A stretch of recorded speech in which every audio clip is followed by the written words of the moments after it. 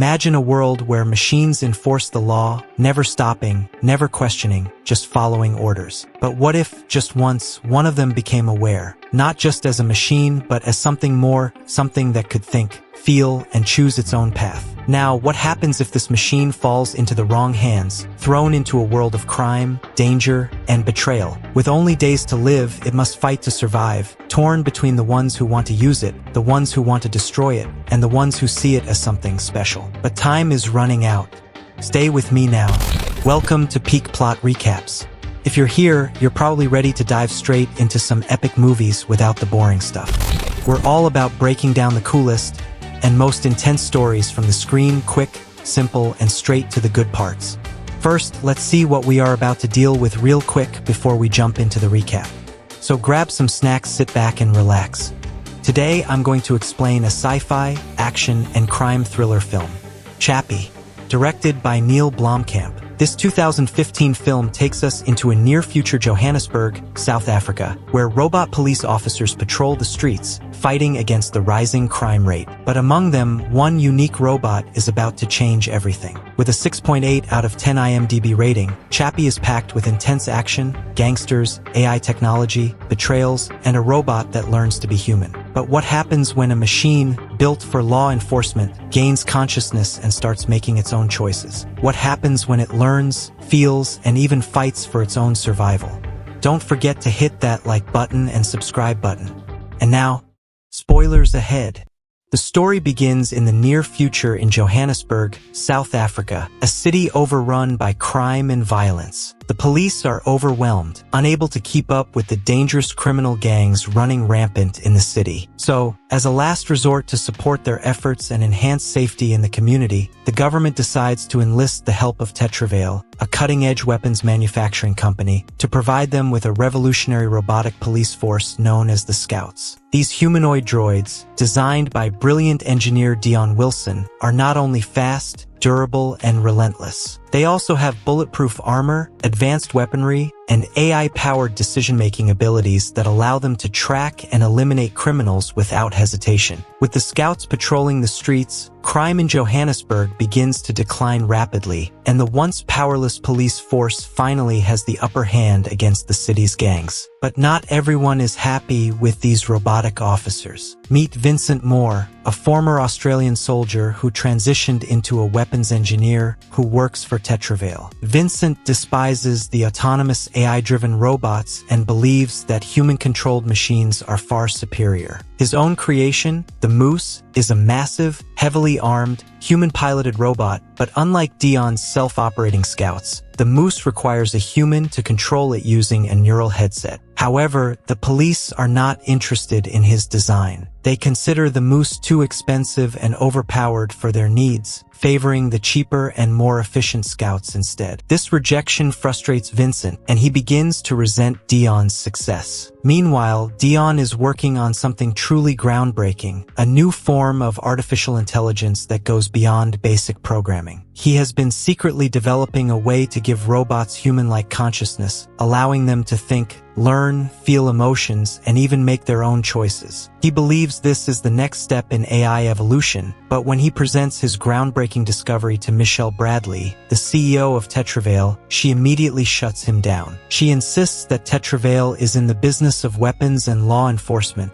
and not on the philosophical or ethical aspects of AI development. Undeterred, Dion steals a damaged Scout robot, Unit Scout 22, just before it's set to be destroyed. Along with the robot, he also takes the Guard Key, a highly secure USB-like device that allows firmware updates to be installed on all Scouts. With the Guard Key in his possession, Dion plans to secretly test his AI program by uploading it into Scout 22, hoping to bring the world's first sentient robot to life. But fate has other plans. On his way home, Dion is suddenly ambushed and kidnapped by a group of criminals, Ninja, Yolandi, and America, a trio of gangsters desperate to escape their dangerous lifestyle. They owe a massive debt of 20 million rands to a ruthless crime boss named Hippo, and their time is running out. The gang mistakenly believes that Dion, as the mastermind behind the Scouts, has a remote control that lets him shut down all the police robots, a tool that would allow them to carry out their plans and commit crimes without fear of getting caught. But when Dion explains that no such remote exists, the gang comes up with a new plan. They force him to reprogram the damaged Scout 22 to work for their side instead. With no other choice, Dion decides to upload his experimental AI program into Scout 22 and activate it. The robot awakens, but instead of behaving like a menacing, mindless killing machine, it reacts like a frightened child, confused and scared of its surroundings. Dion and Yolandi gently approached and introduced themselves to the robot, attempting to ease its fear. Slowly, the robot begins to mimic their speech and shows signs of learning and understanding. Noticing its childlike nature, Yolandi decided to affectionately name the robot Chappie. Ninja, on the other hand, is quite furious. He's not really interested in taking care of a robot baby. He needs a weapon that can help them pull off a heist and pay off Hippo before they get killed. But Dion insists that Chappie is not a regular robot. He's more like a human child who needs to learn and grow. Unfortunately, Ninja doesn't have the patience for that, so he kicks Dion out and tells him not to come back. With Dion gone, Chappie is left in the hands of the gangsters. While Yolandi takes on a motherly role, nurturing and protecting him, Ninja has different plans. He wants to turn Chappie into a gangster so he can help them pull off their crimes. At first, Chappie is terrified of violence and refuses to hold a gun or fight back. But Ninja, desperate to meet Hippo's deadline, grows increasingly aggressive, forcing Chappie to face dangerous situations to toughen him up. At one point, Ninja and America decide to abandon Chappie in a rough neighborhood, believing that if he is attacked, he will learn to defend himself. But instead, Chappie is brutally beaten and set on fire by a group of thugs. Meanwhile, Vincent Moore has been secretly keeping a close eye on Dion's movements and his activities. Using Tetraveil's tracking system, he manages to locate Chappie and captures him. In a horrifying scene, Vincent saws off Chappie's arm and extracts the guard key, leaving the robot crippled and helpless. Severely wounded and traumatized, Chappie barely manages to escape and returns to the hideout, broken and betrayed, where Yolandi comforts him and scolds Ninja for his cruelty. Yolandi and America fix him up, but something inside Chappie has changed. He is no longer the same innocent child anymore. He has learned about pain, betrayal, and survival, and soon he will fight back. Chappie, now injured and hardened by betrayal, begins to see the world in a different way. He realizes that not everyone can be trusted, and sometimes you have to fight to survive. But there's something even worse coming. Vincent Moore now possesses the guard key, and he's about to unleash chaos upon Johannesburg. Back at Tetraveil, Vincent plugs the guard key into his computer and uploads a dangerous firmware update into the system. This shuts down every single scout unit in the city, causing widespread panic. Without their robotic police force, the human officers are overwhelmed and criminals take over the streets. At the same time, Chappie's system begins to fail, and he suddenly collapses right in front of Dion. Desperate to save him, Dion rushes him back to Tetraveil's factory, not realizing that Vincent is watching his every move. Once Dion is inside the factory, he manages to successfully quarantine Vincent's virus, reactivating Chappie back. But when Chappie wakes up, he notices something new and interesting, a neural control helmet designed to operate the Moose robot. A light bulb goes off in his head. This could be the key to saving himself from his dying battery. At the hideout, Chappie gets to work modifying the helmet, figuring out a way to transfer his own consciousness into a computer. If he can upload himself into another robotic body, he won't have to die. This becomes his new mission, but just as he's about to complete it, Ninja forces him into action. With only a few days left before Hippo comes to collect his money, Ninja and America decide to take Chappie on a high-stakes heist. They plan to ambush an armored truck, manage to overpower the guards, and steal millions of rands in cash. The entire event gets broadcast live on television, and the footage quickly spreads across Johannesburg like wildfire. At Tetraveil, Vincent seizes this opportunity. He bursts into Michelle Bradley's office, showing her the news footage of a sentient scout committing crimes. He lies, claiming that Dion's AI experiment might be responsible for the citywide blackout, and convinces Michelle to authorize the launch of the Moose to eliminate Chappie. At the same time as the news circulates, Hippo starts to see the news and realizes that Chappie could be worth even more than money. He gathers his men and heads straight for the hideout,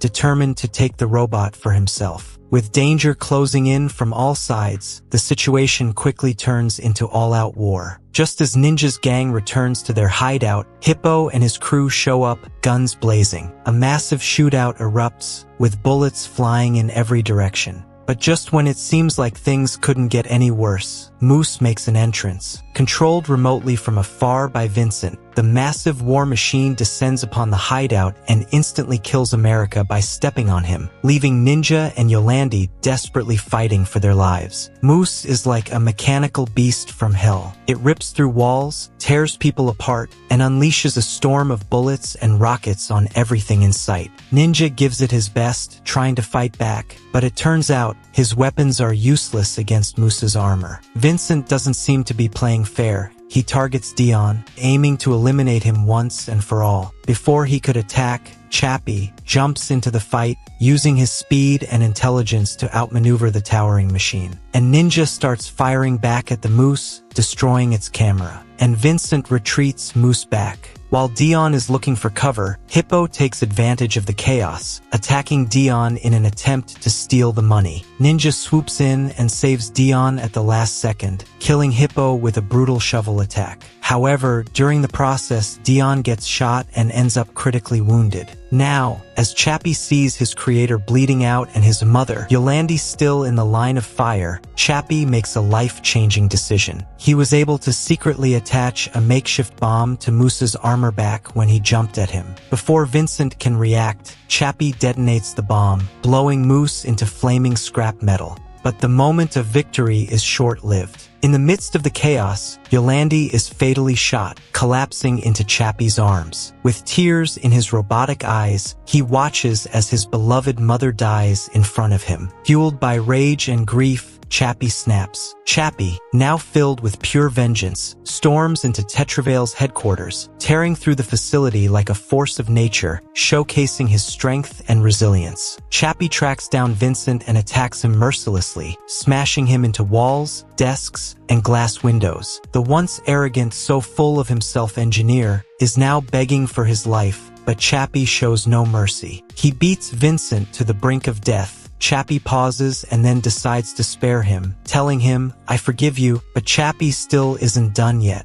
With Dion barely clinging to life, Chappie activates the neural control helmet, preparing to transfer Dion's consciousness into a new body. As Dion's human body shuts down, his mind wakes up inside a brand new scout unit. Dion is reborn. He's no longer human, but a machine just like Chappie. However, Chappie himself is still dying. His battery is running low, nearly empty. If he doesn't find a new body soon, he will cease to exist. But Dion, now understanding the full potential of Chappie's technology, finds a solution. Using Tetravale's computers, he uploads Chappie's consciousness into another scout body, saving him just in time. Now, both Dion and Chappie exist as machines, their human bodies long gone. In the aftermath, the South African government decided to shut down Tetravale's robotic police force, choosing to bring back their human officers instead. Meanwhile, Ninja, overwhelmed by grief, prepares to burn all of Yolandi's belongings. But as he sorts through her things, he stumbles upon something unexpected, a USB flash drive with the label Mommy's Consciousness Test Backup. It turns out that before Yolandi died, Chappie secretly made a copy of her consciousness while he was testing out his neural helmet.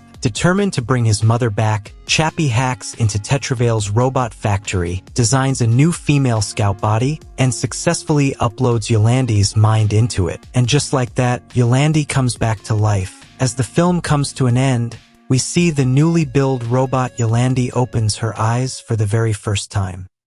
This is a story of machines, choices, and what it really means to be alive. What started as just another machine became something more, something no one expected. So, what do you think about this movie? Was it just a robot or something more? Let me know in the comments. If you enjoyed this breakdown, make sure to like and subscribe for us to make more peak recaps for you. Thanks for watching. See you next time.